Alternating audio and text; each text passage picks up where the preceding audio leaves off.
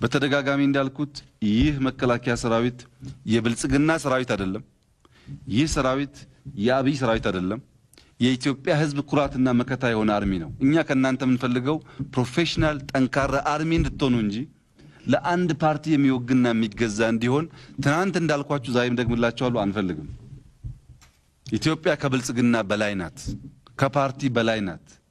ትልቋን ሀገር የመታደግ ኃላፊነት ተጥሎባችኋል። ፖለቲካው የተበላሸ ነው።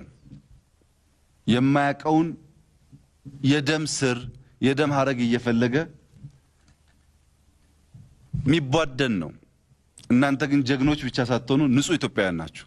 በእያንዳንዱ ጦር ግንባር ኦሮሞ አማራን ለማዳን፣ አማራ ወላይታውን ለማዳን፣ ወላይታው ሲዳማውን ለማዳን፣ ሶማሌውን ለማዳን ያሳያችሁት ጀግንነት እንኳን ልትመሩ ለመላው ፖለቲከኛና ኢትዮጵያውያን